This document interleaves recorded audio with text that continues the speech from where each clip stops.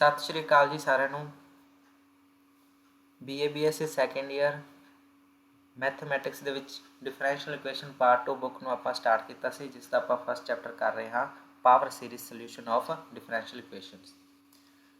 ਤਾਂ ਆਪਾਂ ਪਹਿਲਾਂ ਕੁਝ 2-3 ਪਾਰਟਸ ਕਰ ਚੁੱਕੇ ਹਾਂ, ਐਗਜ਼ਾਮਪਲਸ ਡਿਸਕਸ ਕਰੀਆਂ ਸੀ ਇਹ ਐਕਸਰਸਾਈਜ਼ ਦੀਆਂ। ਫਸਟ ਚੈਪਟਰ ਦੀ ਐਕਸਰਸਾਈਜ਼ ਜਿਹੜੀ ਕਿ ਆਰਡੀਨਰੀ ਪੁਆਇੰਟ ਦੇ ਨਾਲ ਰਿਲੇਟਡ है। मतलब फस्ट एक्सरसाइज ਦੇ ਵਿੱਚ ਆਪਾਂ ਕੀ ਹੈ ਆਰਡੀਨਰੀ ਪੁਆਇੰਟ ਵਾਲੇ ਸੋਲੂਸ਼ਨ ਫਾਈਂਡ ਕਰਦੇ ਹਾਂ ਡਿਫਰੈਂਸ਼ੀਅਲ ਇਕੁਏਸ਼ਨਸ ਤੇ ਪਾਵਰ ਸੀਰੀਜ਼ ਦੇ ਵਿੱਚ। ਠੀਕ ਹੈ, ਤਾਂ ਪਹਿਲਾਂ ਜੋ ਆਪਾਂ ਕੁਝ ਐਗਜ਼ਾਮਪਲਸ ਕਰੀਆਂ ਸੀ ਉਹਨਾਂ ਦੀ ਪਲੇਲਿਸਟ ਦਾ ਲਿੰਕ ਤੁਹਾਨੂੰ ਡਿਸਕ੍ਰਿਪਸ਼ਨ 'ਚ ਮਿਲੇਗਾ। ਜੇਕਰ ਤੁਸੀਂ ਉਹਨਾਂ ਵੀਡੀਓਜ਼ ਨੂੰ ਨਹੀਂ ਦੇਖਿਆ ਤਾਂ ਪਹਿਲਾਂ ਪਲੀਜ਼ ਜਾ ਕੇ ਉਹਨਾਂ ਨੂੰ ਦੇਖੋ, ਕਿਉਂਕਿ ਉਹ ਸਮਝ ਆਉਣਗੀਆਂ ਤਾਂ ਇਹ ਹੋਰ ਆਸਾਨੀ ਨਾਲ ਸਮਝ ਆਏਗੀ ਐਗਜ਼ਾਮਪਲ। ਕਿਉਂਕਿ ਦੇਖੋ पहली वीडियो तो बहुत ज़्यादा टाइम लगाया, एक एक स्टैप बड़ी आराम नाल समझाया है। इत्थे की है थोड़ा जिहा मैं शॉर्टकट वरतांगा, क्योंकि पहली 3 वीडियोज़ दे विच मैं सारी चीज़ नूं डिटेल नाल समझा चुकिया। हाँ जी, ठीक है। तो हुण देखो मैं एक बार फिर कुछ गल्लां रिपीट करांगा जो मैं शुरू तो हमेशा दसदा कि इस चैप्टर दे विच ये चीज़ां कॉमन हन। हर एग्जाम्पल हर सम नूं सॉल्व करन तो पहला ये स्टैप करने हुंदे हैं, जिवें कि पहला गिवन जो डिफरेंशियल इक्वेशन है उसनूं आपां टेक करते हैं, फिर उसनूं कंपेयर करते हैं एक फॉर्म के नाल। फिर उस तो बाद जो उसनूं कंपेयर करते हैं तो फिर आपां PX QX ते RX नूं फाइंड करते हैं। फाइंड करन तो बाद आपां X = 0 ते PX QX ते RX नूं चैक करते हैं कि वो एग्जिस्ट करते हैं या नहीं।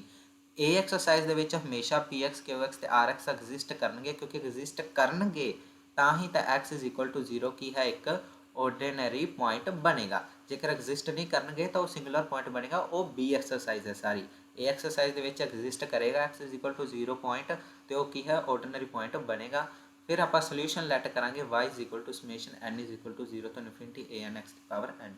फिर इस ਦਾ ਆਪਾਂ ਡੈਰੀਵੇਟਿਵ ਕਰਾਂਗੇ, ਡਬਲ ਡੈਰੀਵੇਟਿਵ ਕਰਾਂਗੇ, ਉਸਨੂੰ ਆਪਾਂ ਕੀ ਇਕੁਏਸ਼ਨ 1 ਦੇ ਵਿੱਚ ਫਿਲ ਕਰਦੇ ਹਾਂ ਡਿਫਰੈਂਸ਼ੀਅਲ ਇਕੁਏਸ਼ਨ ਦੇ ਵਿੱਚ। ਫਿਰ ਉਸ ਨੂੰ ਕੀ ਹੈ ਇਸ ਸੋਲੂਸ਼ਨ ਨੂੰ ਓਪਨ ਕਰਦੇ ਹਾਂ ਤਾਂ ਪਾਵਰ ਸੀਰੀਜ਼ ਇੱਕ ਬਣਦੀ ਹੈ, ਤੇ ਉਸ ਦੇ ਵਿੱਚ ਆਪਾਂ a0 a1 a2 a3 ਦੀਆਂ ਵੈਲਿਊਜ਼ ਪੁੱਟ ਕਰਦੇ ਹਾਂ। ਠੀਕ ਹੈ, ਬਟ ਇਹ ਜੋ ਐਗਜ਼ਾਮਪਲ ਹੈ ਇਸ ਦੇ ਵਿੱਚ ਨਵਾਂ ਕੀ ਹੈ, ਇੱਥੇ ਅਬਾਊਟ x = 1 ਦਿੱਤਾ ਹੈ। ਮਤਲਬ ਉਹਨਾਂ ਨੇ ਕਿਹਾ ਸੋਲਵ ਕਰੋ ਇਹ ਡਿਫਰੈਂਸ਼ੀਅਲ ਇਕੁਏਸ਼ਨ ਨੂੰ ਅਬਾਊਟ x = 1। ਹੁਣ x = 1 ਦਾ ਮਤਲਬ ਕੀ ਹੈ, ਜਿੱਥੇ ਆਪਣਾ ਪਹਿਲਾ ਸੋਲੂਸ਼ਨ ਸਿਰਫ ਇੰਨਾ ਹੁੰਦਾ ਸੀ, ਇਸ ਦੇ ਵਿੱਚ ਆਪਾਂ a0 a1 a2 a3 ਦੀ ਵੈਲਿਊਜ਼ ਪੁੱਟ ਕਰਦੇ ਸੀ।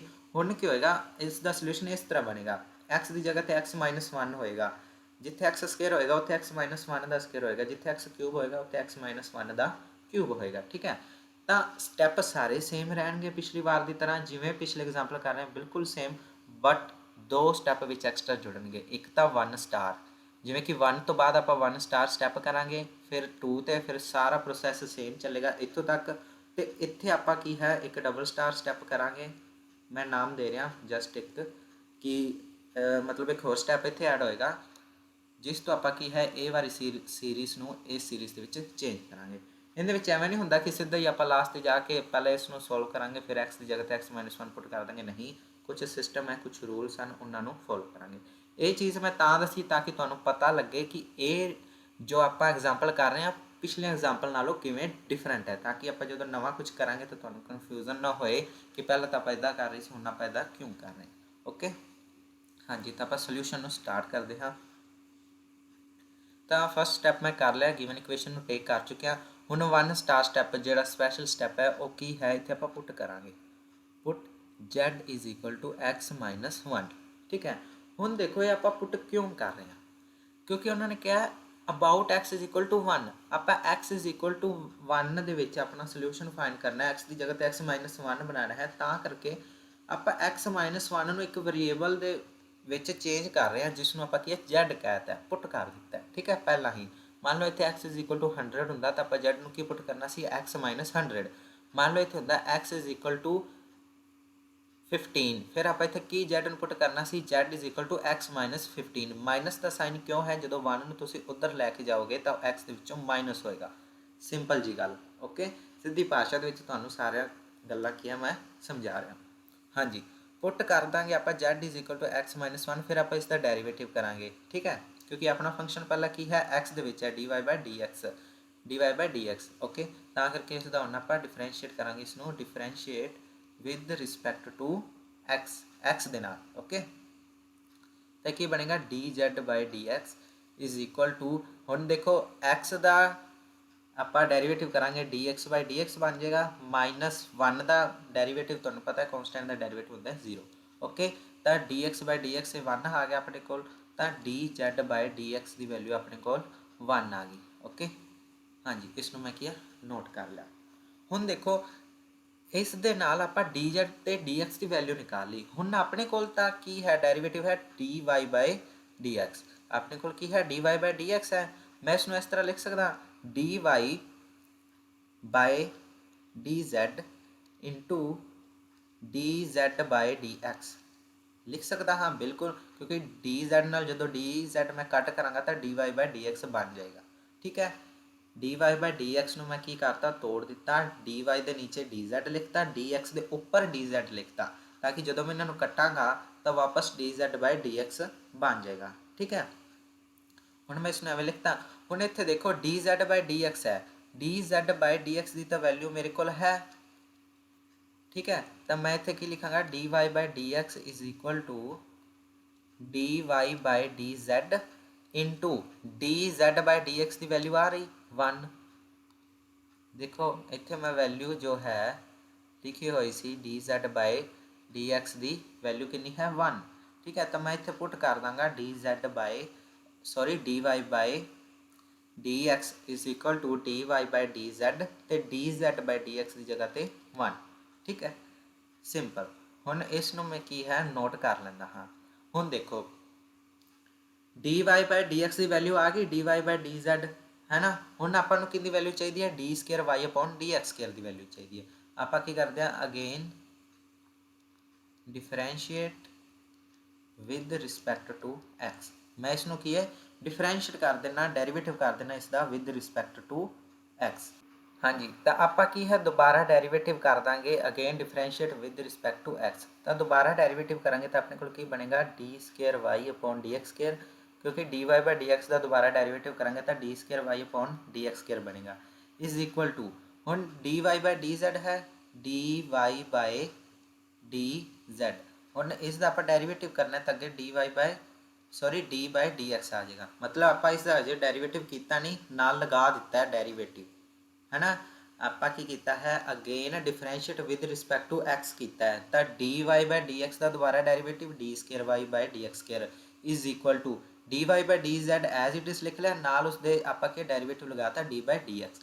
ਹੁਣ ਨਾਲ 1 ਮਲਟੀਪਲਾਈ 'ਚ ਅਸੀਂ, ਠੀਕ ਹੈ, 1 ਦਾ ਵੀ ਮਤਲਬ ਡੈਰੀਵੇਟਿਵ ਹੋਏਗਾ। ਠੀਕ ਹੈ, ਕਿਉਂਕਿ ਆਪਾਂ ਇਸ ਦਾ ਸਾਰੇ ਦਾ ਡੈਰੀਵੇਟਿਵ ਕੀਤਾ, ਇਸ ਦਾ ਵੀ ਸਾਰੇ ਦਾ ਹੋਏਗਾ, 1 ਦਾ ਵੀ ਨਾਲ ਡੈਰੀਵੇਟਿਵ ਹੋਏਗਾ, ਬਟ ਇਹ ਨਾਲ 1 ਕੀ ਮਲਟੀਪਲਾਈ ਹੋ ਰਿਹਾ, ਇਸ ਕਰਕੇ ਇਸ ਦਾ ਡੈਰੀਵੇਟਿਵ 0 ਨਹੀਂ ਹੋਏਗਾ। ਠੀਕ ਹੈ, ਇਹ ਨਾ ਹੋਏ ਇਸ ਦਾ ਡੈਰੀਵੇਟਿਵ ਅਲੱਗ ਕਰ ਦਿਓ ਤੇ ਨਾਲ ਮਲਟੀਪਲਾਈ 'ਚ d ਬਾਈ dx ਇੰਟੂ 1 ਜੋ ਹੈ ਉਸ ਦਾ ਡੈਰੀਵੇਟਿਵ 0 ਕਰ ਦਿਓ, ਨਹੀਂ, ਇਹ 1 ਨਾਲ ਮਲਟੀਪਲਾਈ 'ਚ ਹੈ। 1 ਦੀ ਆਪਾਂ ਵੈਲਿਊ ਪੁੱਟ ਕਰਾਂਗੇ, 1 ਦੀ ਵੈਲਿਊ ਕੀ ਹੋ ਸਕਦੀ ਹੈ, ਮੈਂ 1 ਦੀ ਜਗ੍ਹਾ ਤੇ dz ਬਾਈ dz ਲਿਖ ਸਕਦਾ ਹਾਂ, ਬਿਲਕੁਲ, ਕਿਉਂਕਿ ਦੇਖੋ dz ਬਾਈ dz ਇਸ ਨੂੰ ਆਪਾਂ ਕੱਟਾਂਗੇ ਤਾਂ 1 ਆ ਹੀ ਜਾਏਗਾ। ਠੀਕ ਹੈ, ਮੈਂ 1 ਦੀ ਜਗ੍ਹਾ ਤੇ dz ਬਾਈ dz ਲਿਖ ਦਿੱਤਾ। ਠੀਕ ਹੈ, ਹੁਣ ਮੈਂ ਕੀ ਕਰਾਂਗਾ, d by dx C, d by dx ਸੀ, ਮੈਂ dx ਦੀ ਜਗ੍ਹਾ ਤੇ dz ਲਿਖਤਾ, ਮਤਲਬ ਆ dz ਨੂੰ ਮੈਂ ਇੱਥੇ ਲੈ ਗਿਆ ਤੇ ਇਹ dx ਨੂੰ ਮੈਂ ਇੱਥੇ ਲੈ ਆਵਾਂਗਾ। ਠੀਕ ਹੈ, dy ਬਾਈ dz ਨਾਲ ਤਾਂ ਆਪਾਂ ਪੰਗਾ ਲੈਣਾ ਹੀ ਨਹੀਂ, ਉਹ ਤਾਂ ਐਜ਼ ਇਟ ਇਜ਼ ਰਹੇਗਾ। ਇੱਥੇ dz ਉੱਪਰ ਸੀ, ਇਹਨਾਂ ਨੂੰ ਮੈਂ ਆਪਸ 'ਚ ਚੇਂਜ ਕਰਤਾ, dx ਦੀ ਜਗ੍ਹਾ ਤੇ dz ਗਿਆ, ਹੁਣ dx ਕੀ ਆਏਗਾ dz ਦੀ ਜਗ੍ਹਾ ਤੇ ਇੱਥੇ ਮੈਂ ਕੀ ਕਰਤਾ dx ਲੈ ਆਂਦਾ। ਓਕੇ, ਹੁਣ ਦੇਖੋ ਇਸ ਨੂੰ ਇਸ ਤਰੀਕੇ ਨਾਲ ਵਾਪਸ ਲਿਆਉਣ ਦਾ ਕਾਰਨ ਕੀ ਸੀ ਉਹ ਤੁਹਾਨੂੰ ਮੈਂ ਦੱਸ ਦਿੰਦਾ ਹਾਂ। ਹਾਂਜੀ, ਹੁਣ ਦੇਖੋ d by dz dy by dz। ਠੀਕ ਹੈ, ਇਸ ਦਾ ਮਤਲਬ ਇਹ ਕੀ ਬਣ ਗਿਆ, ਉੱਪਰ d ਸਕੁਅਰ y ਬਾਈ dz ਦਾ ਸਕੁਅਰ ਬਣ ਗਿਆ ਆਪਣੇ ਕੋਲ, d ਸਕੁਅਰ y ਬਾਈ dz ਦਾ ਸਕੁਅਰ ਮਲਟੀਪਲਾਈ 'ਚ dz ਬਾਈ dx ਹੈ, dz ਬਾਈ dx ਦੀ ਵੈਲਿਊ 1 ਹੈ, ਤੁਹਾਨੂੰ ਪਤਾ ਹੈ। ਤਾਂ ਇਸ ਤਰੀਕੇ ਨਾਲ ਆਪਣੇ ਕੋਲ ਜੋ ਆਪਣਾ d square y upon dx square ਸੀ ਉਸ ਦੀ ਆਪਣੇ ਕੋਲ ਵੈਲਿਊ ਆ ਚੁੱਕੀ ਹੈ d square y upon dz square. ਹੁਣ ਇਹ ਵੈਲਿਊਸ ਆਪਾਂ ਇਸ ਤਰੀਕੇ ਨਾਲ ਕਿਉਂ ਨਿਕਾਲੀਆਂ, ਕਾਰਨ ਕੀ ਸੀ, ਮੇਨ ਕਾਰਨ ਇਹੀ ਸੀ ਕਿ ਆਪਾਂ ਕਿਉਂਕਿ ਪੁੱਟ ਕਰ ਰਹੇ ਹਾਂ ਇੱਕ ਵੇਰੀਏਬਲ ਨੂੰ ਦੂਜੇ ਵੇਰੀਏਬਲ ਦੇ ਵਿੱਚ। ਠੀਕ ਹੈ, ਤਾਂ ਜਦੋਂ ਆਪਾਂ ਇਸ ਤਰੀਕੇ ਨਾਲ ਪੁੱਟ ਕਰਦੇ ਹਾਂ ਤਾਂ ਆਪਣੇ ਕੋਲ ਉਸ ਦਾ ਡੈਰੀਵੇਟਿਵ ਵੀ ਉਸੇ ਹੀ ਵੇਰੀਏਬਲ ਦੇ ਨਾਲ ਹੋਣਾ ਚਾਹੀਦਾ ਹੈ। जे x की जगह ते z पुट कर रहे हैं तो जिथे dy बाय dx सी उत्थे dy बाय dz होना चाहिए, तां करके आपां dy बाय dz की वैल्यू निकाली। ठीक है, फिर आपां D square Y upon D x square यह डेरीवेटिव भी निकाल लिया, ताकि आपां नूं बाद दे विच जदों आपां इत्थे ते इत्थे चेंज करांगे तो आपां नूं कोई दिक्कत ना आए। ठीक है, हुण देखो हुण आपां सिर्फ वैल्यूज़ पुट करनियां हन। ये 1 स्टार स्टैप सिर्फ इत्थों तक ही सी। उम्मीद करदा तुहानूं समझ लग गया होगा। जेकर नहीं समझ लग्या ना तो किरपा करके तुसीं ना रिपीट देख लेना,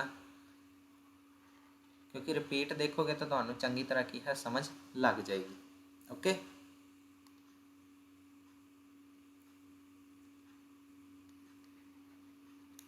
इसनों मैं इरेज कर दिंदा, इसकी आपां नूं जरूरत एक बार नहीं है। हाँ जी, तो आपां की है वेरीएबल नूं चेंज कर चुके हैं। D square Y upon D x square नूं आपां D square Y upon D Z square च चेंज कर चुके हैं। D Y by D X नूं D Y by D Z दे विच चेंज कर चुके हैं। D Z by D x की वैल्यू अपने कोल 1 हैगी है, 1 अपने कोल इक्वेशन हैगी है। हुण आपां वैल्यूज़ नूं इस दे विच पुट करदे हैं, एक्स की जगह ते जैड नूं लिखना शुरू करदे हैं। तो आपां की करांगे, 1 दे विच फिल करांगे, इत्थे सारियां वैल्यूज़ पुट करांगे। D square Y upon D x square की वैल्यू की है, ये रही, तो वह d square Y upon D x square की वैल्यू की है, d square Y upon D z का स्केयर। ठीक है, फिर प्लस एक्स माइनस 1 का होल स्केयर है, एक्स माइनस 1 की वैल्यू कितनी है, जैड, तो जैड का square. D Y by D x, d Y by D x value कितनी है इसकी, d Y by D z. Okay, फिर माइनस माइनस का साइन, 4 4 का 4, एक्स माइनस 1 की वैल्यू कितनी है, जैड, तो जैड। ठीक है, हुण देखो y का तो y ही रहेगा बराबर 0, यानी कि d square Y upon D x square to भी आप जो पुट करना सी करता, एक्स माइनस 1 की जगह पर जैड पुट करता, d Y by D x की जगह पर d Y by D z put करता, -4 as it is, x minus 1 की जगह पर जैड पुट करता, वाई का वाई रह गया बराबर 0, यानी कि आप वेरीएबल एक्स तो जैड दे विच पहुँच चुके हैं। हुण आप अगले स्टैप शुरू करांगे। ये सारा 1 स्टार स्टैप सी इत्थों तक, ये जो स्टैप आप किया है ये की सी 1 स्टार स्टैप, ये अपना फर्स्ट स्टैप सी। हुण आप सैकेंड स्टैप पर चलते हैं। ठीक है, इत्थों तक 1 स्टार स्टैप सारा कंप्लीट होता है। सैकेंड स्टैप अपना की सी, इसनों मैं इक्वेशन नंबर 2 मान लेंदा हाँ। सैकेंड स्टैप अपना हुंदा सी, आपां कंपेयर करते सी स्टैंडर्ड फॉर्म नाल, compare it with d square Y upon D Z square plus p of x d Y by D z plus q. Sorry, एक गल इत्थे याद रखना, जिहड़ी मैं मिसटेक की है तुसीं नहीं करनी। किहड़ी मिसटेक, देखो p of z d Y by D z plus q of z into y बराबर 0। तो मिसटेक ये सी जदों आपां एक्स नूं जैड पुट ही कर चुके हैं, फिर किते भी एक्स आपां नूं दिखाई नहीं देना चाहिए सैकेंड इक्वेशन दे विच, या सैकेंड इक्वेशन तो बाद जिथे भी काम करना आपां। ठीक है, जैड नहीं होना चाहिए। तुहानूं याद होएगा, तुसीं जिन्हां ने पहली एग्जाम्पल, दूजी एग्जाम्पल या तीजी एग्जाम्पल मेरियां वीडियोज़ देखियां होणगियां प्लेलिस्ट दे विच्चों, उन्हां दे विच मैं कंपेयर करता सी तां उत्थे मैं लिखता सी d square Y upon D x square. हुण एक्स स्केयर क्यों नहीं आया, क्योंकि इत्थे हुण वेरीएबल ही जैड है। ठीक है, हुण वेरीएबल अपना जैड दे विच चेंज हो चुके हैं, तां करके की है आपां एक्स की जगह ते कंपैरिजन करने वाले स्टैंडर्ड फॉर्म विच भी जैड ही वरतांगे। ये गल याद रखना, यानी कि बराबर दे होने चाहिए हैं। जे उधर एक्स है तो उधर भी एक्स, जे इधर जैड है तो उधर जैड। ठीक है, तो हुण देखो, हुण जदों आपां की है कंपेयर कर रहे हाँ, तो अपने कोल P of Z, P of Z की वैल्यू कितनी आ गई, Z square, comma Q of Z की वैल्यू कितनी आ गई, जैड। फिर आप की करते होंगे अपना जो नैक्सट स्टैप होंगे कि आप चैक करते हैं x is equal to 0, but इतने एक्स की जगह की है जैड, तो आप की चैक करा z is equal to 0 p x and q x. इन्होंने आप फिर मैं उही मिसटेक कर गया है ना, वो तो समझा रहा सी ना, तो वो एक्स ही दिमाग के बैठ गया। तो पी ऑफ जैड तो q of z, z is equal to 0 तो पी जैड तो क्यू जैड बोथ एग्जिस्ट करते हैं, मतलब इनफिनिटी नहीं बन रहे। तुम इतने जैड की जगह पर 0 पुट करो, 0 का स्केयर, ठीक है। इतने जैड की जगह पर 0 पुट करो, क्यू जैड बराबर 0 आएगा, ये भी ठीक है, मतलब इनफिनिटी नहीं बन रही। तो आप इतने लिखांगे जैड इज इक्वल टू 0 या लिख सकते हैं आप at X is equal Z is equal to 0 P Z and Q Z both exist. जेकर बोथ एग्जिस्ट कर रहे हैं तो फिर आप की लिखांगे therefore Z is equal to 0 is an ordinary point. तो जेड इज इक्वल टू 0 अपना एक ऑर्डिनरी पॉइंट है। तो फिर आप सोल्यूशन लेट करेंगे late solution be y is equal to summation n is equal to 0 तो इनफिनिटी ए एन z ਦੀ ਪਾਵਰ n। ਹੁਣ x ਨੂੰ ਆਪਾਂ z ਚ ਪੁੱਟ ਕਰ ਚੁੱਕੇ ਹਾਂ ਤਾਂ a n z ਦੀ ਪਾਵਰ n। ਤਾਂ ਉਮੀਦ ਕਰਦਾ ਹਾਂ ਪਹਿਲੇ 6 ਸਟੈਪ ਜੋ ਆਪਾਂ ਕਾਮਨ ਕਰਦੇ ਹਾਂ ਤੁਹਾਨੂੰ ਸਾਰੇ ਸਮਝ ਆ ਚੁੱਕੇ ਹੋਣਗੇ ਕਿ x ਦੀ ਜਗ੍ਹਾ ਤੇ z ਕਰਨਾ ਹੈ, ਕਿਵੇਂ ਡੈਰੀਵੇਟਿਵ ਨੂੰ ਚੇਂਜ ਕਰਨਾ ਹੈ, ਕਿਵੇਂ d2y/dx ਨੂੰ ਸਾਰਾ ਚੇਂਜ ਕਰਨਾ ਹੈ। ਠੀਕ ਹੈ, ਮੈਂ ਫੇਰ ਰਿਪੀਟ ਕਰ ਰਿਹਾ, ਜਿਨ੍ਹਾਂ ਨੇ ਪੁਰਾਣੀਆਂ ਐਗਜ਼ਾਮਪਲਸ ਜਾਂ ਵੀਡੀਓਜ਼ नहीं देखिया प्लेलिस्ट खोलो, ਪੁਰਾਣੀਆਂ ਜ਼ਰੂਰ ਦੇਖੋ, ਫਿਰ ਆਸਾਨੀ ਨਾਲ ਸਮਝ ਆਏਗਾ। ਜੋ ਮੈਂ ਇੱਥੇ ਕੁਛ 2 ਮਿੰਟਾਂ ਦੇ ਵਿੱਚ ਕੰਮ ਖਤਮ ਕਰ ਦਿੱਤਾ ਹੈ। ਜੇਕਰ ਪਹਿਲੇ ਵੀਡੀਓਜ਼ ਦੇਖੀਆਂ ਹੋਣਗੀਆਂ ਤਾਂ ਫਿਰ ਇਹ ਆਸਾਨੀ ਨਾਲ ਸਮਝ ਆਏਗਾ। ਹਾਂਜੀ, ਹੁਣ ਇਸ ਤੋਂ ਬਾਅਦ ਆਪਣਾ ਕੀ ਕੰਮ ਸ਼ੁਰੂ ਹੁੰਦਾ ਹੈ।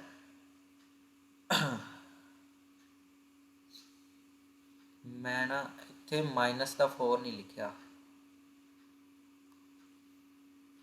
क्योंकि जो आप कंपेयर कर रहे हैं ना तो कंप्लीट इतने वैल्यू लिखी होनी चाहिए है -4z।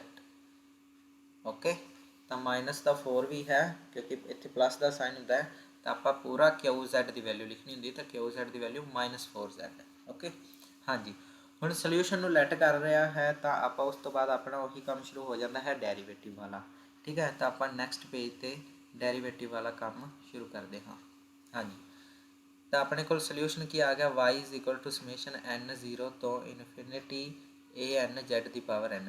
हम इसका आप डेरीवेटिव करांगे तो dy/dz करांगे क्योंकि जो अपना वेरिएबल है वो z है। dy/dz is equal to summation का काम की होंगे जोड़ना, मतलब ये तो एज इट इज रहेगा ए एन कॉन्सटेंट है, z की पावर n का डेरीवेटिव n z की पावर n -1। हम फिर वही गल जिन्होंने पुरानियां वीडियोस देखी होंगे उन्होंने ये वाला स्टैप बड़ी आसानी समझ आएगा क्योंकि आपको पता है ਆਪਾਂ क्या है कि z इज इक्वल टू 0 के लिए डिफरेंशियल इक्वेशन एग्जिस्ट करती है, बट इतने आप जो इन्हों 0 पुट करा z की पावर की बनेगी -1 यानी 1/z। हम 1/z आप 0 पुट करा तो 1/0 जोड़ा कि इनफिनिटी है। इस करके आपू की है फस्ट टर्म हटानी पेगी n इज इक्वल टू 0। तो जो आप n इज इक्वल टू 0 हटा देंगे dy/dz is equal to summation n 1 तो infinity a n n z की पावर n -1। हम फस्ट टर्म हटाती तो वेली लड़ेगा। फिर वही गल जो मैं तुहानूं कहानी सुनाना हुंदा, कोई लाइन लगी है ना, लंगर चल रहा है तो आप किसी बंदे नूं बाहर करिए तो गुस्सा करेगा कि मैंने बाहर क्यों किया। फिर आप उसनूं की वापस बुलावांगे, वापस बुलाउण दे लई आप की करदे हां पुट करदे हां। जिवें हुण इत्थे n -1 है, ठीक है, तो आप की करांगे n नूं n+1 पुट करांगे। मैं पहला समझा चुकिया हाँ किवें पुट करना है, किनूं पुट करना है तो क्यों पुट करना है। ठीक है, तो n नूं n+1 पुट करांगे तो अपने को की आएगा फिर dy/dz is equal to summation n+1 बराबर 1 इनफिनिटी। जिथे भी n है उत्थे n+1 कर देना है, इत्थे भी n+1 आएगा, z की पावर की आ जाएगी n+1 -1, 1 नाल 1 कटिया जाएगा, ये जो 1 इधर आएगा तो माइनस तो हो जाएगा। ठीक है, मीनस dy/dz 1 उधर जाके माइनस तो होएगा, 1 - 1 0 तो समेशन फिर अपनी टर्म वापस आ गई 0 वाली, समेशन n 0 तो इनफिनिटी ए n+1 n+1 z की पावर n। तो dy/dz की अपने को वैल्यू आ चुकी है। ठीक है, हम देखो हम तुम कहोगे dy/dz तो पहला भी फाइन किया सी, पहला वो वेरीएबल चेंज करने के लिए dy/dz फाइन किया सी dy/dx तो ये आप हम की है अगे फाइंड कर रहे हैं dy/dz की वैल्यू एक पावर सीरीज के, क्योंकि अपना चैप्टर ही यही है कि ਆਪਾਂ ਜਿਹੜੀ डिफरेंशियल इक्वेशन का सोल्यूशन एक पावर सीरीज च निकालना है। ठीक है, हम d2y/dz² चाहिए, d2y/dz² इज इक्वल टू सारे पता है कि आप जो डबल डेरीवेटिव करांगे जे आप अगेन जो डिफरेंशिएट करांगे तो वह किसका आप करते होंगे जो फस्ट टाइम आप किया होंगे, यानी कि इसका ए वाले का ही आप दोबारा डिफरेंशिएट करना होंगे है, ना कि इसका। ठीक है, इसका नहीं दोबारा करना, इसका करना है। तो इसका आप जो दोबारा डेरीवेटिव करांगे ए वाले स्टैप का तो अपने को की बनेगा समेशन n 0 तो इनफिनिटी समेशन एन 0 तो infinity a n constant as it is रहेगा, एन भी कॉन्स्टेंट एज इट इज़ रहेगा, जेड दी पावर एन माइनस वन का डेरीवेटिव एन माइनस वन नीचे erase the power down, then decrease power by one, यानी कि पहला माइनस वन सी एक होर माइनस वन करांगे तो एन माइनस टू, ठीक है ओके। तो ये अपना की है डेरीवेटिव हो चुका है। ਹੁਣ ਜਦੋਂ ਆਪਾਂ ਡੈਰੀਵੇਟਿਵ ਕਰ ਚੁੱਕੇ ਆ ਫਿਰ ਉਹੀ ਗੱਲ, ਹੁਣ ਇੱਥੇ ਵੀ ਦੇਖੋ 0 ਪੁੱਟ ਕਰਦੇ ਆ ਤਾਂ z ਦੀ ਪਾਵਰ -2 ਯਾਨੀ ਕਿ z ਬਟੇ ਦੇ ਵਿੱਚ, ਯਾਨੀ ਕਿ z ਨੂੰ ਬਟੇ 'ਚ 0 ਬਰਾਬਰ ਇਨਫਿਨਿਟੀ। ਜੇ z ਨੂੰ ਆਪਾਂ n ਨੂੰ ਆਪਾਂ 1 ਪੁੱਟ ਕਰਦੇ ਆ ਤਾਂ 1 - 2 ਬਰਾਬਰ z ਦੀ ਪਾਵਰ -1, ਫਿਰ ਬਟੇ 'ਚ z ਬਟੇ 'ਚ 0 ਬਰਾਬਰ ਇਨਫਿਨਿਟੀ। ਇਹਦਾ ਮਤਲਬ ਪਹਿਲੀਆਂ ਦੋ ਟਰਮਾਂ ਆਪਾਂ ਨੂੰ ਕੀ ਹੈ ਤੰਗ ਕਰ ਰਹੀਆਂ ਹਨ, ਉਹਨਾਂ ਨੂੰ ਆਪਾਂ ਕੀ ਹੈ ਬਾਹਰ ਕਰ ਦਾਂਗੇ, ਠੀਕ ਹੈ। ਤੇ ਜਦੋਂ ਉਹਨਾਂ ਨੂੰ ਆਪਾਂ ਕੀ ਹੈ ਹਟਾਵਾਂਗੇ d²y/ d z square is equal to summation n 0 तो इनफिनिटी करांगे, फिर ए एन -1 जेड की पावर n -2। इत्थे आपां 0 की जगह पर की करना है,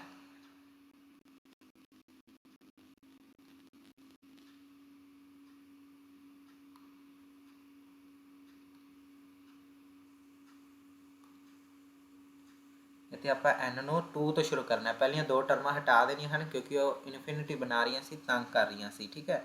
ਫਿਰ ਉਹੀ ਗੱਲ ਆਪਾਂ ਨੂੰ ਕੀ ਹੈ ਵਾਪਸ ਦੋ ਟਰਮਾਂ ਨੂੰ ਲਿਆਉਣਾ ਹੈ ਤਾਂ ਆਪਾਂ ਕੀ ਕਰਾਂਗੇ ਪੁੱਟ ਕਰਾਂਗੇ n = n+2। ਹੁਣ n+2 ਕਿਉਂ ਕੀਤਾ ਕਿਉਂਕਿ z ਦੀ ਪਾਵਰ 'ਚ n -2 ਸੀ, ਆਪਾਂ n+2 ਕੀਤਾ ਤਾਂ ਕਿ ਇੱਥੇ n ਦੀ ਜਗ੍ਹਾ ਤੇ n+2 ਕਰਾਂਗੇ, 2 ਉੱਧਰ ਜਾ ਕੇ 2 - 2 0 ਹੋ ਜਾਏਗਾ ਤਾਂ ਕਿ n ਫਿਰ 0 ਤੋਂ ਸ਼ੁਰੂ ਹੋ ਜਾਏ, ਠੀਕ ਹੈ। ਤਾਂ n ਨੂੰ n+2 ਪੁੱਟ ਕਰਾਂਗੇ, ਫਿਰ ਇੱਥੇ ਕੀ ਹੋ ਜਾਏਗਾ d²y/d z ਦਾ square is equal to summation n + 2 is equal to 2 infinity a n + 2 n+2।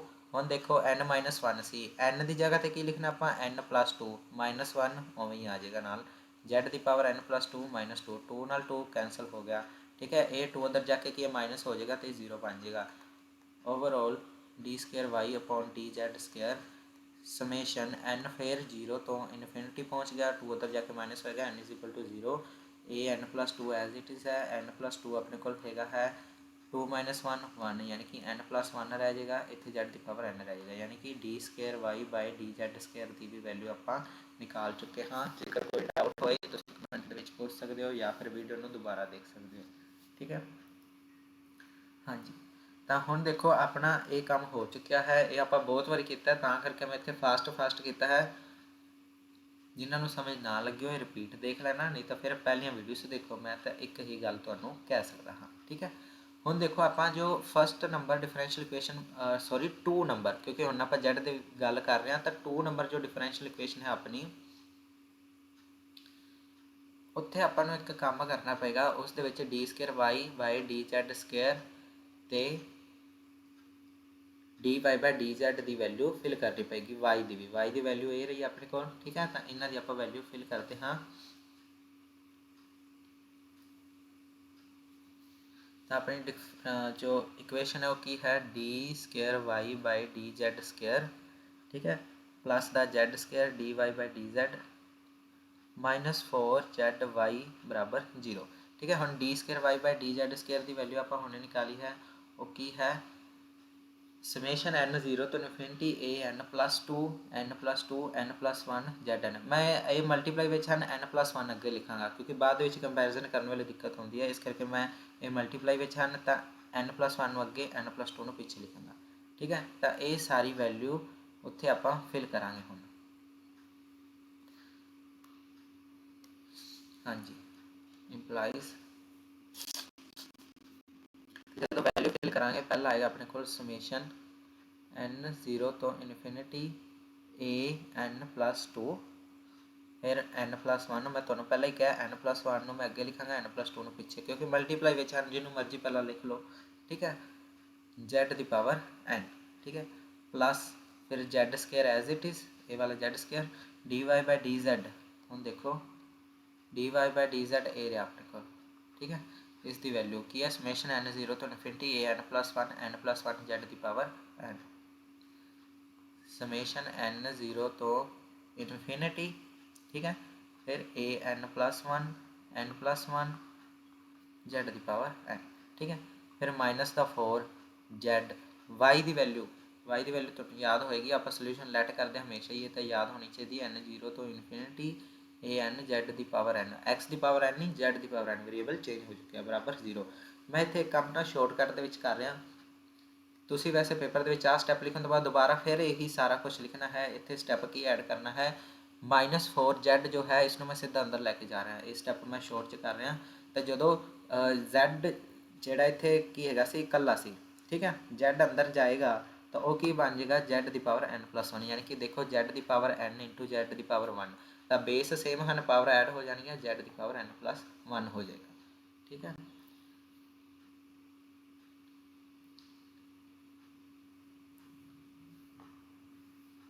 ਹਾਂਜੀ ਹੁਣ ਦੇਖੋ, ਹੁਣ ਆਪਣਾ ਫਿਰ ਉਹੀ ਕੰਪੇਅਰ ਵਾਲਾ ਕੰਮ, ਕੰਪੇਅਰਿੰਗ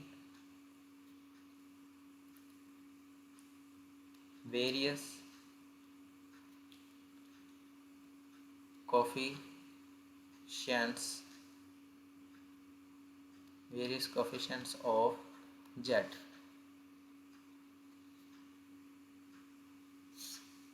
सॉरी मैं कोफिशिएंट लिखता,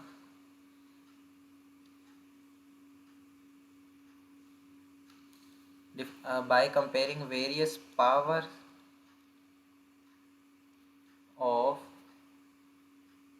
z, ਸਿੱਧਾ ਹੀ ਲਿਖੋ, ਕਿਉਂਕਿ ਆਪਾਂ ਜਦੋਂ ਵੇਰੀਅਸ ਪਾਵਰ ਨੂੰ ਕੰਪੇਅਰ ਕਰਾਂਗੇ ਤਾਂ ਆਪਾਂ ਨੂੰ ਕੀ ਹੈ, ਕੋਫੀਸ਼ੀਐਂਟਸ ਮਿਲਣਗੇ। ਹਾਂਜੀ ਤਾਂ ਹੁਣ ਦੇਖੋ,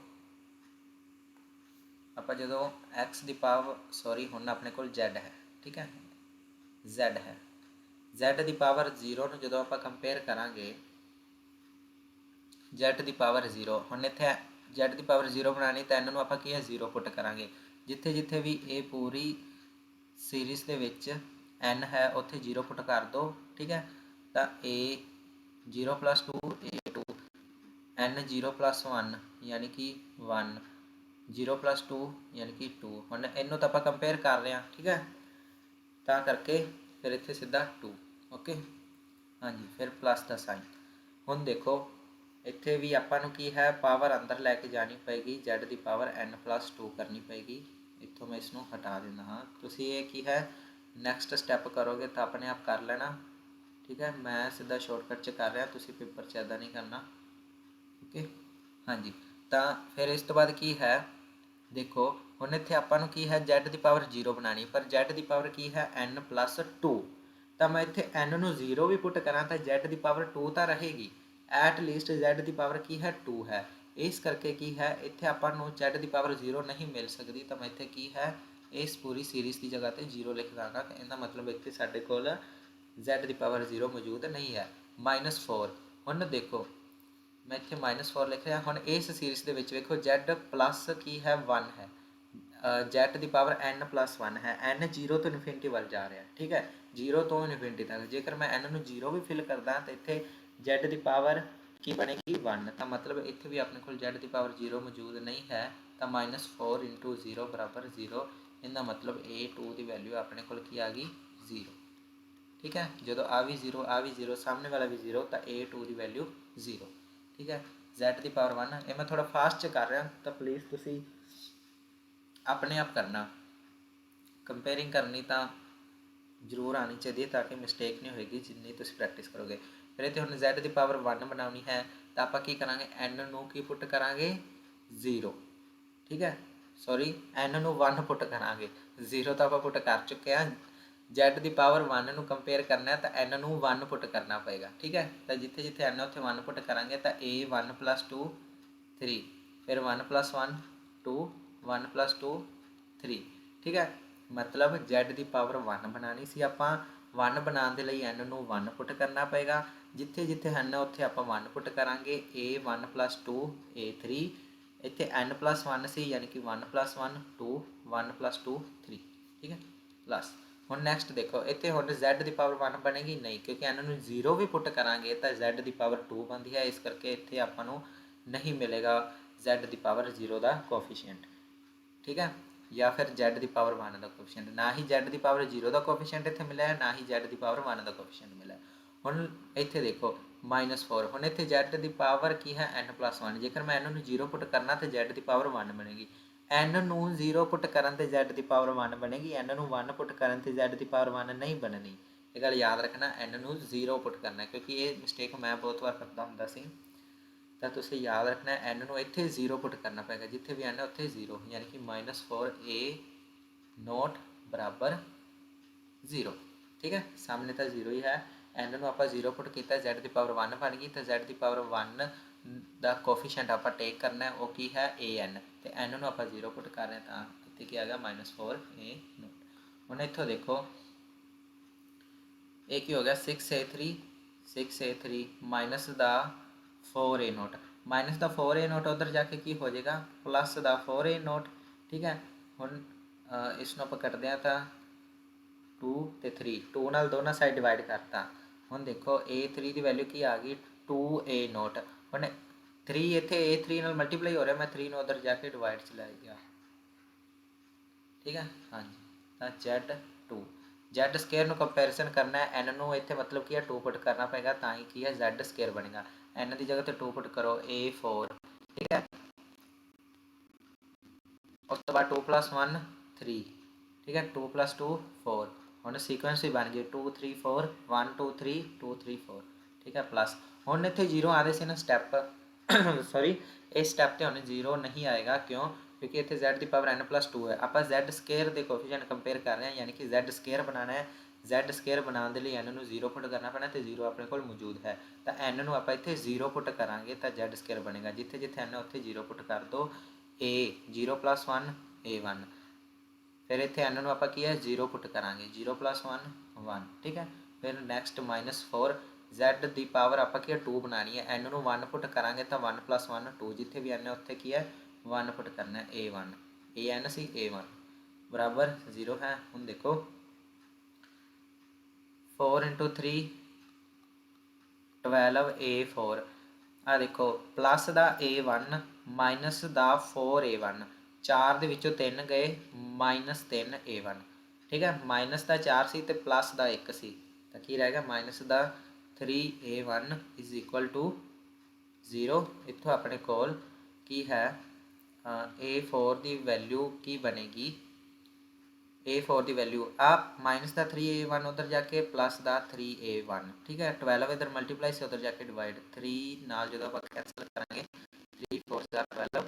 ਇਸ ਦਾ ਮਤਲਬ ਆਪਣੇ ਕੋਲ a4 ਦੀ ਵੈਲਿਊ ਕੀ ਆ ਗਈ a1/4। ਹਾਂਜੀ, ਹੁਣ z³ ਇਸੇ ਤਰੀਕੇ ਨਾਲ z³ ਨੂੰ ਹੁਣ ਦੇਖੋ ਆ ਤਾਂ ਸੀਕੁਐਂਸ ਬਣ ਚੁੱਕੀ ਹੈ, ਇਹਨਾਂ ਨੂੰ ਤਾਂ ਆਪਾਂ ਸਿੱਧਾ ਲਿਖਾਂਗੇ a2 a3 a4, ਇੱਥੇ ਕੀ ਆਏਗਾ a5, 1 2 3 ਸੀ, ਇੱਥੇ ਕੀ ਆਏਗਾ 4, 2 3 4 ਸੀ, ਇੱਥੇ ਕੀ ਆਏਗਾ 5। ਹੁਣ ਦੇਖੋ ਮੈਂ ਨਾ ਇੱਥੇ ਪਿੱਛੇ ਤੁਹਾਨੂੰ ਯਾਦ ਹੋਏਗਾ ਪਿਛਲੀ ਸਲਾਈਡ ਤੇ ਇੱਥੇ n + 2 ਅੱਗੇ ਸੀ ਤੇ n + 1 ਪਿੱਛੇ ਸੀ, ਉਹਨਾਂ ਨੂੰ ਮੈਂ ਤਾਂ ਹੀ ਆਪਸ ਵਿੱਚ ਚੇਂਜ ਕੀਤਾ ਸੀ ਤਾਂ ਕਿ n + 1 ਅੱਗੇ n + 2 ਪਿੱਛੇ ਆਏ, ਕਿਉਂਕਿ ਬਾਅਦ ਵਿੱਚ ਸੀਕੁਐਂਸ ਦਾ ਥੋੜੀ ਪ੍ਰੋਬਲਮ ਆ ਜਾਂਦੀ ਹੈ। ਠੀਕ ਹੈ, ਤਾਂ ਪਿਛਲੀ ਐਗਜ਼ਾਮਪਲ ਦੇ ਵਿੱਚ ਜੋ ਲਾਸਟ ਵੀਡੀਓ ਥਰਡ ਪਾਰਟ ਤੁਸੀਂ ਇਸ ਚੈਪਟਰ ਦਾ ਦੇਖਿਆ ਹੋਏਗਾ, ਉਹਦੇ ਵਿੱਚ ਮੈਂ ਇਹਨਾਂ ਨੂੰ ਪਹਿਲਾਂ ਚੇਂਜ ਨਹੀਂ ਕੀਤਾ ਸੀ, ਬਾਅਦ ਦੇ ਵਿੱਚ ਚੇਂਜ ਕੀਤਾ ਸੀ, ਜਿਹਦੇ ਕਰਕੇ ਸੀਕੁਐਂਸ ਦੇ ਵਿੱਚ ਪ੍ਰੋਬਲਮ ਆਈ ਸੀ ਤਾਂ ਆਪਣੇ 2 ਮਿੰਟ ਵੇਸਟ ਹੋ ਗਏ ਸੀ। ਠੀਕ ਹੈ, ਇਸ ਕਰਕੇ ਮੈਂ ਕਹਿੰਦਾ ਵੀ ਤੁਹਾਡਾ ਵੀ ਪੇਪਰ ਦੇ ਵਿੱਚ ਜਾਂ ਫਿਰ ਇਸ ਨੂੰ ਸੋਲਵ ਕਰਨ ਵੇਲੇ ਟਾਈਮ ਵੇਸਟ ਨਾ ਹੋਏ, ਇਸ ਕਰਕੇ ਤੁਸੀਂ ਪਹਿਲਾਂ ਹੀ ਚੇਂਜ ਕਰ ਲੈਣਾ, ਇਹਨਾਂ ਚੀਜ਼ਾਂ ਦਾ ਧਿਆਨ ਰੱਖਣਾ। ਠੀਕ ਹੈ, ਹੁਣ ਦੇਖੋ ਇੱਥੇ ਤਾਂ ਪਹਿਲਾਂ 2 ਵਾਰੀ 0 ਆਇਆ ਸੀ, ਇਸ ਦਾ ਸੀਕੁਐਂਸ ਆਪਣੇ ਕੋਲ ਨਹੀਂ ਹੈ, ਇਸ ਕਰਕੇ ਇਹਦੀ ਵੈਲਿਊ ਆਪਾਂ ਨੂੰ ਇੱਥੇ ਫਿਲ ਕਰਕੇ ਚੈੱਕ ਕਰਨੀ ਪਏਗੀ ਸੈਕਿੰਡ ਵਾਲੀ ਸੀਰੀਜ਼ ਦੀ। ਹੁਣ ਦੇਖੋ ਆਪਾਂ z3 ਨੂੰ ਕੰਪੇਅਰ ਕਰ ਰਹੇ ਹਾਂ ਤਾਂ n ਨੂੰ 1 ਪੁੱਟ ਕਰਨਾ ਪਏਗਾ, ਕਿਉਂਕਿ z1 + 2 ਬਰਾਬਰ z ਦੀ ਪਾਵਰ 3। ਠੀਕ ਹੈ, 1 + 2 ਬਰਾਬਰ 3 ਹੁੰਦਾ ਹੈ, ਤਾਂ ਇਸ ਕਰਕੇ ਜਿੱਥੇ ਵੀ n ਹੈ ਉੱਥੇ 1 ਪੁੱਟ ਕਰੋ, a1 + 1 a2, ਇੱਥੇ n ਨੂੰ 1 ਪੁੱਟ ਕਰਾਂਗੇ 1 + 1 2। ਹੁਣ ਸੀਕੁਐਂਸ ਬਣ ਚੁੱਕੀ ਹੈ, ਨੈਕਸਟ ਸਟੈਪ 'ਚ ਭਾਵੇਂ ਸ਼ਾਰਟਕਟ ਵਰਤ ਲੈਣਾ। ਠੀਕ ਹੈ, ਹੁਣ ਦੇਖੋ ਇੱਥੇ ਵੀ ਸੀਕੁਐਂਸ ਹੈ -4 ਤਾਂ -4, a0 a1, ਇੱਥੇ ਕੀ ਆ ਜਾਏਗਾ a2। ਸਿੱਧੀ ਜੀ ਗੱਲ ਹੈ, ਆਪਾਂ z ਦਾ ਕਿਊਬ ਬਣਾਉਣਾ ਹੈ, z3 ਦੀ ਪਾਵਰ ਨੂੰ ਕੰਪੇਅਰ ਕਰਨਾ ਹੈ, ਤਾਂ ਇੱਥੇ z3 ਬਣਾਉਣ ਲਈ n ਨੂੰ 2 ਪੁੱਟ ਕਰਨਾ ਪਏਗਾ, 2 + 1 = 3, n ਨੂੰ 2 ਪੁੱਟ ਕਰਨਾ ਹੈ, ਇੱਥੇ ਵੀ ਕੀ ਆਏਗਾ ਫਿਰ a2, n ਨੂੰ 2 ਪੁੱਟ ਕਰਾਂਗੇ ਤਾਂ a2, ਉਹੀ ਮੈਂ ਇੱਥੇ ਲਿਖਿਆ ਹੈ 0 ਬਰਾਬਰ। ਹੁਣ ਤੁਹਾਨੂੰ ਪਤਾ ਹੈ a2 ਦੀ ਵੈਲਿਊ ਆਪਾਂ 0 ਨਿਕਾਲ ਚੁੱਕੇ ਹਾਂ, ਤਾਂ ਕਰਕੇ ਇੱਥੇ ਕੀ ਹੈ 5 ਚੁੱਕਾ 20 a5, a2 ਦੀ ਵੈਲਿਊ 0 ਪੁੱਟ ਕਰੋ, ਇਹ ਵੀ 0 ਇਹ ਵੀ 0, ਪਲੱਸ ਦਾ 0 ਮਾਈਨਸ ਦਾ 0 = 0, ਤਾਂ ਇਹਦਾ ਮਤਲਬ ਆ ਵੀ 0 ਇਹ ਵੀ 0, a5 ਦੀ ਵੈਲਿਊ ਹੀ 0 ਆਏਗੀ, ਕਿਉਂਕਿ 20 ਨੂੰ ਜਦੋਂ 0 ਦੇ ਬਟੇ 'ਚ ਰੱਖਾਂਗੇ ਤਾਂ ਉਹ 0 ਹੀ ਬਣੇਗਾ। ठीक है, A5 की वैल्यू भी की आ गई अपने को 0 आ गई। हम देखो Z की पावर 6, ठीक है, सॉरी Z की पावर 4, मैं 6 क्यों बोलना सी, A6, हाँ A6 आना सी, A6 4 तो बाद 5, 5 तो बाद 6 प्लस A1 A2 इतने क्या है A3, 1 2 इतने क्या है 3 माइनस का 4, A1 A2 इतने क्या है A3 इज इक्वल टू 0। ਹੁਣ देखो A3 की वैल्यू अपने को हैगी है तो आप इतने A3 की वैल्यू बाद रखा, पहले इन्होंने आपस में सोल्व कर देंगे।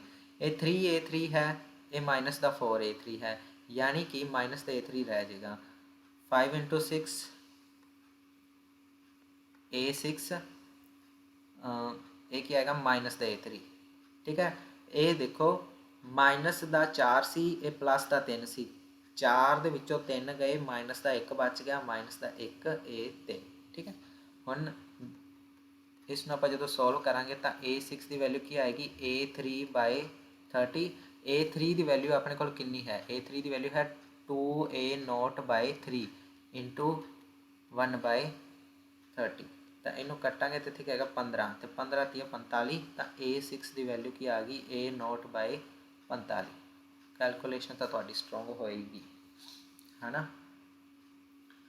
ਚਲੋ ਜੀ, ਹੁਣ ਇੱਕ ਹੋਰ ਸਟੈਪ देखते हैं आपको करना चाहिए कि नहीं।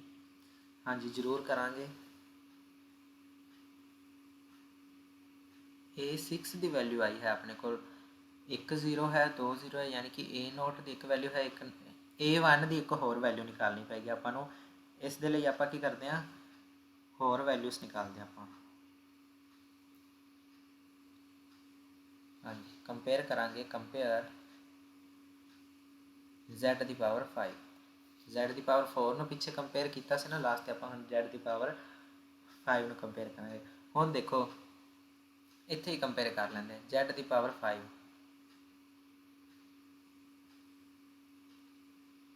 Z ਦੀ ਪਾਵਰ 5 ਨੂੰ ਜਦੋਂ ਮੈਂ ਕੰਪੇਅਰ ਕਰਾਂਗਾ ਤਾਂ A7 ਇੱਥੇ ਆਏਗਾ 6, 6 ਤੋਂ ਬਾਅਦ ਕੀ ਆਏਗਾ 7 ਪਲੱਸ A3 ਤੋਂ ਬਾਅਦ A4, ਇੱਥੇ ਕੀ ਆਏਗਾ 3 ਦੀ ਜਗ੍ਹਾ ਤੇ 4 ਮਾਈਨਸ 4 ਹੋਵੇਂ A3 ਦੀ ਜਗ੍ਹਾ ਤੇ ਕੀ ਆਏਗਾ A4 बराबर 0। ਹੁਣ देखो ये प्लस का 4A4 है, ये माइनस का 4A4 है, यानी कि कट्टे जाएंगे, ये तो 0 ही हो गया, यानी कि A7 की वैल्यू अपने को 0 ही आ जाएगी।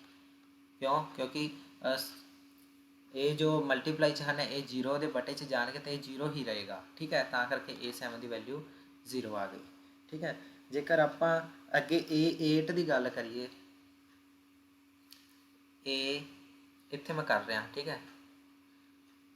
देखो A7 तो बाद A8, ठीक है, 6 तो बाद 7, 7 तो बाद 8 प्लस दा A5, प्लस दा A5 इंटू 5, ठीक है, माइनस दा 4, माइनस दा 4A5, ठीक है। ਹੁਣ ਆ ਨਾ ਕਰਨਾ ਕਿਤੇ 4 ਨੂੰ ਅਗਾ ਤੋੜ ਦੋ, ਇਹ ਤਾਂ ਕੌਨਸਟੈਂਟ ਹੈ ਬਾਹਰ, ਠੀਕ ਹੈ। ਇਹ ਇਸ ਗੱਲ ਦਾ ਧਿਆਨ ਰੱਖਣਾ। ਇਹ ਚਲੋ ਇਹ ਤਾਂ ਅਲੱਗ-ਅਲੱਗ ਚੇਂਜ ਹੋ ਰਹੇ ਹਨ, n+1 ਜਾਂ n+1 n+2, ਇਹ 4 ਤਾਂ ਐਜ਼ ਇਟ ਇਜ਼ ਰਹਿਣਾ, ਠੀਕ ਹੈ, ਸਾਹਮਣੇ 0। ਹੁਣ ਦੇਖੋ A5 ਦੀ ਵੈਲਿਊ ਹੈ, ਇੱਥੇ ਵੀ A5 ਦੀ ਵੈਲਿਊ ਹੈ, A5 ਦੀ ਵੈਲਿਊ ਆਪਣੇ ਕੋਲ ਕੀ ਹੈ 0, यानी कि सीधी जी गल है A8 भी अपने को 0 आएगा। बस इन्नियां वैल्यूज़ काफ़ी ने अपने को। ਆਪਾਂ ਹੁਣ अपनी सीरीज़ ते आउंदे आ जो आप सोल्यूशन लैट करिया सी, ठीक है। हाँ जी देखो तुहानूं याद होएगा आप सोल्यूशन लैट करिया सी, सोल्यूशन की है अपना ए वाला, ठीक है, y = summation n 0 to infinity an z की पावर n। चलो इसमें आप ओपन करते हाँ,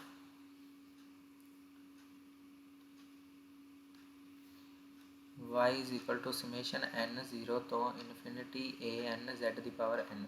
जो इसमें ओपन करांगे पहले n की जगह 0, A0 z की पावर 0 1, वो चाहे लिखो चाहे ना लिखो मल्टीप्लाई, फिर n 1 पुट करांगे A1 z की पावर 1 प्लस A2 z की power square, A3 z3, A4 z की पावर 4, A5 z की पावर 5 प्लस A6 z की पावर 6।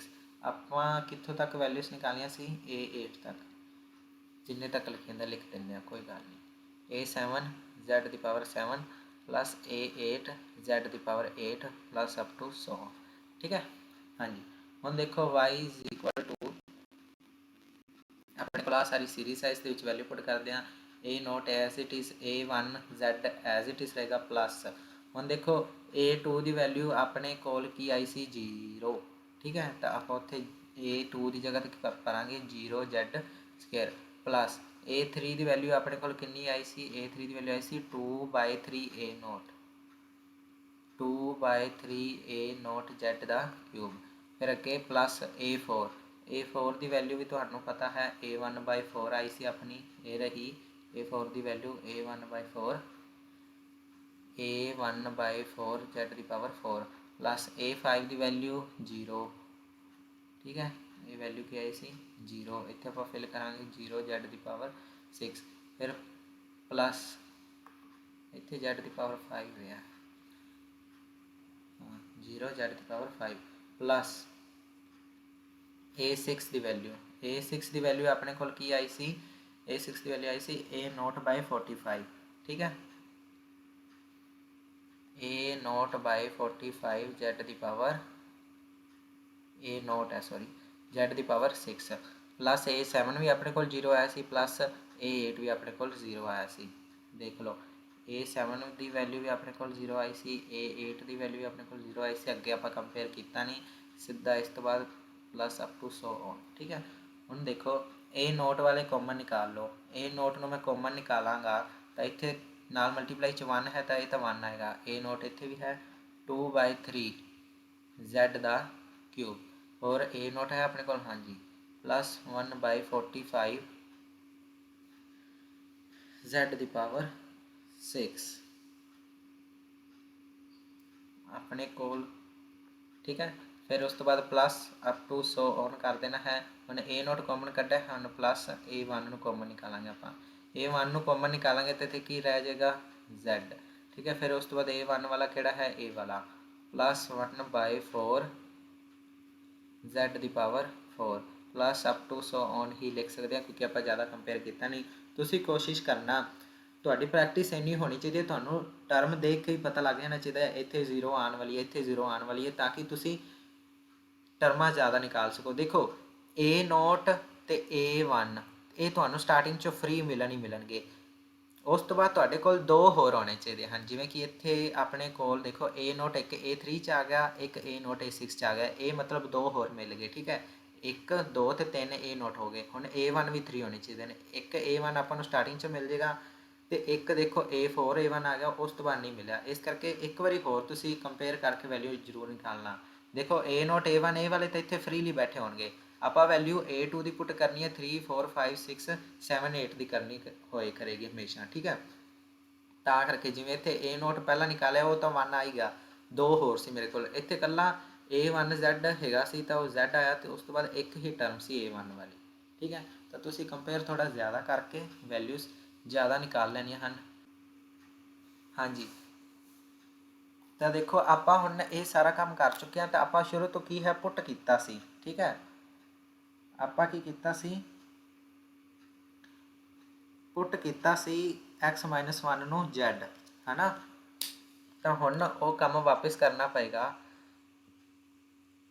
देखो Z नूं x-1 पुट किया सी तो Z की वैल्यू की है x-1, तो वो वैल्यू आप इत्थे फिल करांगे ठीक है, जिथे जिथे Z होएगा उत्थे x-1 करना पेगा 1 + 2/3 x-1 का होल क्यूब ठीक है, प्लस 1/45 x-1 की power 6 plus up to so on ठीक है, फिर प्लस A1 Z की जगह तो क्या आएगा x-1 प्लस 1/4 x-1 की power 4 plus up to so on. हुण अपना आंसर की है कंप्लीट हो चुका है ओके, हुण कोई दिक्कत वाली गल नहीं है। उम्मीद करता हाँ तुहानू सारा क्वेश्चन सॉरी सारी एग्जाम्पल समझ आई होएगी, जेकर कोई डाउट होए तुसीं कमेंट दे विच पूछ सकते हो, नहीं तो फिर यह वीडियो नू सारा दोबारा रिपीट देख लेना है ना, ये अपना आंसर सी। हाँ जी, तो ये अपना की है आंसर सी, उम्मीद करता तुहानू सारी एग्जाम्पल समझ आई होएगी, जेकर कोई डाउट होए कमेंट च पूछ सकते हो। एक बार आप ना शॉर्टली इसनू रिवाइज जरूर करांगे, शॉर्ट तरीके दे नाल आपां इसनू की है ਰਿਵਾਈਜ਼ ਕਰਾਂਗੇ। ਦੇਖੋ ਪਹਿਲਾ ਸਟੈਪ ਆਪਾਂ ਨੂੰ ਇਹ ਧਿਆਨ ਦੇ ਵਿੱਚ ਰੱਖਣਾ ਚਾਹੀਦਾ ਹੈ ਕਿ ਆਪਾਂ ਨੂੰ ਦਿੱਤਾ ਹੋਇਆ ਅਬਾਊਟ x = 1, ਠੀਕ ਹੈ।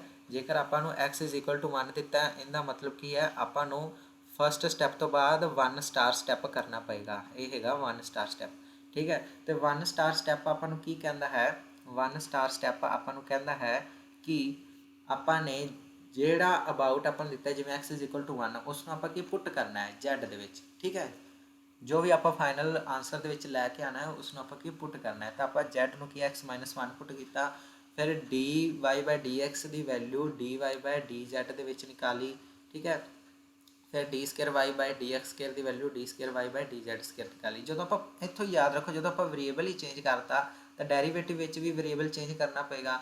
ਜਿੱਥੇ ਜਿੱਥੇ x ਹੈ ਉੱਥੇ ਉੱਥੇ z ਕੀਤਾ। ਫਿਰ ਇੱਕ ਨੰਬਰ 2 ਇਕੁਏਸ਼ਨ ਮੰਨੀ, ਉਸ ਦੇ ਵਿੱਚ ਸਾਰੀਆਂ ਵੈਲਿਊਸ ਆਪਾਂ ਫਿਲ ਕਰਤੀਆਂ ਡੈਰੀਵੇਟਿਵ ਦੀਆਂ। ਫਿਰ ਆਪਾਂ ਕੰਪੇਅਰ ਕੀਤਾ ਉਸ ਨੂੰ ਸਟੈਂਡਰਡ ਫਾਰਮ ਦੇ ਨਾਲ, ਜਿੱਥੇ ਹਮੇਸ਼ਾ x ਦੀ ਜਗ੍ਹਾ 'ਤੇ z ਆਪਾਂ ਯੂਜ਼ ਕੀਤਾ, ਠੀਕ ਹੈ। ਫਿਰ ਆਪਾਂ ਕੀ ਹੈ 0 ਪੁੱਟ ਕਰਕੇ ਦੇਖਿਆ pz ਤੇ qz ਦੇ ਵਿੱਚ, ਤੇ ਆਪਾਂ ਦੇਖਿਆ ਕਿ ਉਹ ਦੋਨੋਂ ਕੀ ਹੈ ਐਗਜ਼ਿਸਟ ਕਰ ਰਹੇ ਹਨ, pz ਵੀ ਤੇ qz ਵੀ ਐਗਜ਼ਿਸਟ ਕਰ ਰਿਹਾ।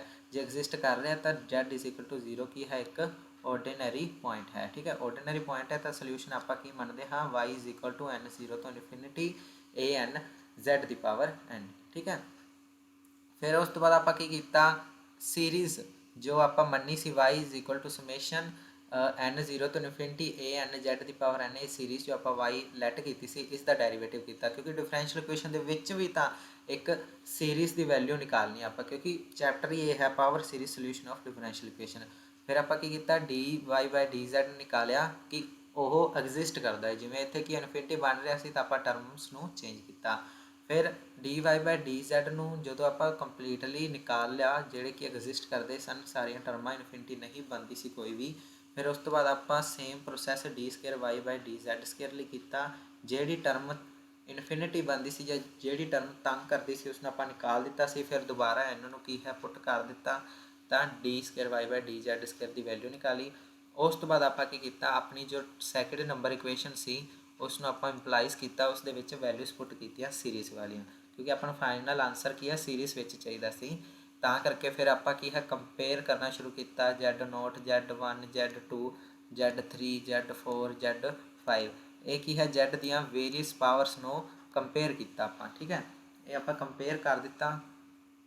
ਸਕਰੀਨ ਥੋੜੀ ਪਿੱਛੇ ਚੱਲ ਰਹੀ ਹੈ, ਮੈਂ ਦੇਖ ਸਕਦਾ, ਬਟ ਸਮਝਾ ਰਿਹਾ, ਉੱਧਰ ਧਿਆਨ ਦੇਣਾ ਤੁਸੀਂ, ਠੀਕ ਹੈ। ਫਿਰ ਆਪਾਂ ਕੀ ਹੈ a2 ਦੀ ਵੈਲਿਊ ਨਿਕਾਲੀ, a3 ਦੀ ਵੈਲਿਊ ਨਿਕਾਲੀ, a4 ਦੀ ਵੈਲਿਊ ਨਿਕਾਲੀ, a5 a6 a7 ਤੇ a8। ਤਾਂ ਤੁਹਾਨੂੰ ਮੈਂ ਉਹ ਵੀ ਦੱਸ ਦਿੱਤਾ ਹੈ ਤੁਹਾਡੇ ਕੋਲ ਕਿੰਨੀਆਂ ਵੈਲਿਊਸ ਹੋਣੀਆਂ ਚਾਹੀਦੀਆਂ ਹਨ। ਉਮੀਦ ਕਰਦਾ ਤੁਹਾਨੂੰ ਸਮਝ ਆਇਆ ਹੋਵੇਗਾ। ਤਾਂ ਕੋਸ਼ਿਸ਼ ਕਰਨਾ ਵੱਧ ਤੋਂ ਵੱਧ ਵੈਲਿਊਸ ਨੂੰ ਕੰਪੇਅਰ ਕਰਨਾ, ਕਿਉਂਕਿ ਇਹ ਕੁਐਸਚਨ 6 ਮਾਰਕਸ ਦਾ ਆਏਗਾ, ਠੀਕ ਹੈ। 6 ਮਾਰਕਸ ਦਾ ਕੁਐਸਚਨ ਆਉਂਦਾ, ਮੇਰੀ ਵਾਰ ਤਾਂ 6 ਮਾਰਕਸ ਦਾ ਆਇਆ ਸੀ, ਮੈਨੂੰ ਅੱਜ ਵੀ ਯਾਦ ਹੈ। ਤਾਂ ਮੈਂ ਕੰਪਲੀਟ ਕਰਕੇ ਆਇਆ ਸੀ, ਮੈਨੂੰ ਲੱਗਦਾ 4.5 ਪੇਜ ਮੇਰੀ ਸ਼ੀਟਸ 'ਤੇ ਭਰੇ ਗਏ ਸੀ ਸਿਰਫ ਇਹ ਕੁਐਸਚਨ 'ਤੇ। ਬਟ ਮੈਂ ਪ੍ਰੈਕਟਿਸ ਚੰਗੀ ਸੀ ਤਾਂ ਆਪਾਂ ਕੀ ਹੈ ਜਲਦੀ ਇਸ ਨੂੰ ਸੋਲਵ ਕਰ ਸਕਦੇ ਹਾਂ ਕੁਛ ਹੀ ਮਿੰਟਾਂ ਦੇ ਵਿੱਚ, ਠੀਕ ਹੈ। ਤਾਂ ਪ੍ਰੈਕਟਿਸ ਹੋਣੀ ਚਾਹੀਦੀ ਹੈ। ਉਸ ਤੋਂ ਬਾਅਦ ਕੀ ਹੈ ਆਪਾਂ ਕੀ ਹੈ y ਜੋ ਆਨਸਰ ਮੰਨਿਆ ਸੀ y = summation n0 ਤੋਂ ਇਨਫਿਨਿਟੀ an z⁴n, ਉਸ ਨੂੰ ਆਪਾਂ ਓਪਨ ਕਰਤਾ, ਸੀਰੀਜ਼ ਖੋਲਤੀ, ਠੀਕ ਹੈ, ਕਿਉਂਕਿ ਆਪਾਂ ਫਾਈਨਲ ਆਨਸਰ ਸੀਰੀਜ਼ 'ਚ ਲੈ ਕੇ ਆਉਣਾ ਹੈ, ਠੀਕ ਹੈ।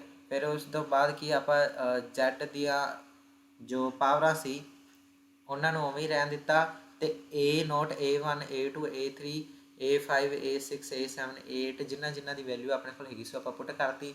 ਤੇ ਲਾਸਟ ਦੇ ਵਿੱਚ ਆਪਾਂ ਦੁਬਾਰਾ ਮੇਨ ਕੰਮ ਕੀਤਾ ਕਿ z ਦੀ ਜਗ੍ਹਾ 'ਤੇ x - 1 ਨੂੰ ਪੁੱਟ ਕਰਕੇ ਆਪਾਂ ਆਪਣਾ ਆਨਸਰ ਨਿਕਾਲ ਲਿੱਤਾ, ਠੀਕ ਹੈ। ਤਾਂ ਉਮੀਦ ਕਰਦਾ ਤੁਹਾਨੂੰ ਸਾਰਾ ਕੁਐਸਚਨ ਸਮਝ ਆ ਗਿਆ ਹੋਵੇਗਾ। ਤਾਂ ਮਿਲਦੇ ਹਾਂ ਨੈਕਸਟ ਵੀਡੀਓ ਦੇ ਵਿੱਚ, ਨੈਕਸਟ ਪਾਰਟ ਦੇ ਵਿੱਚ। ਵੀਡੀਓ ਨੂੰ ਲਾਈਕ ਜ਼ਰੂਰ ਕਰਨਾ, ਸ਼ੇਅਰ ਵੀ ਕਰ ਦੇਣਾ ਆਪਣੇ ਫਰੈਂਡਸ ਨੂੰ, ਐਂਡ ਸਬਸਕ੍ਰਾਈਬ ਜ਼ਰੂਰ ਕਰਨਾ ਚੈਨਲ ਨੂੰ। ਤੇ ਪਲੇਲਿਸਟ ਜੋ ਹੈ ਉਸ ਨੂੰ ਓਪਨ ਕਰਨਾ, ਡਿਸਕ੍ਰਿਪਸ਼ਨ 'ਚ ਲਿੰਕ ਮਿਲੇਗਾ, ਤੇ ਪੁਰਾਣੀਆਂ ਵੀਡੀਓਜ਼ ਜ਼ਰੂਰ ਦੇਖਣਾ ਜੇਕਰ ਨਹੀਂ ਦੇਖੀਆਂ ਤਾਂ, ਠੀਕ ਹੈ। ਜੇਕਰ ਕੋਈ ਇੱਥੇ ਕਨਸੈਪਟ ਸਮਝ ਵੀ ਨਹੀਂ ਆ ਰਿਹਾ ਨਾ, ਮੈਨੂੰ ਲੱਗਦਾ ਉਹਦਾ ਕਾਰਨ ਹੀ ਇਹ ਹੋਏਗਾ ਕਿ ਤੁਸੀਂ ਪਿਛਲੀਆਂ ਵੀਡੀਓਜ਼, ਪਿਛਲੀ ਜੋ ਪਲੇਲਿਸਟ ਹੈ ਉਹ ਨਹੀਂ ਦੇਖੀ ਹੋਏਗੀ। ਤਾਂ ਤੁਸੀਂ ਦੇਖ ਲੈਣਾ ਐਂਡ ਸਮਝ ਲੈਣਾ। Thank you very much.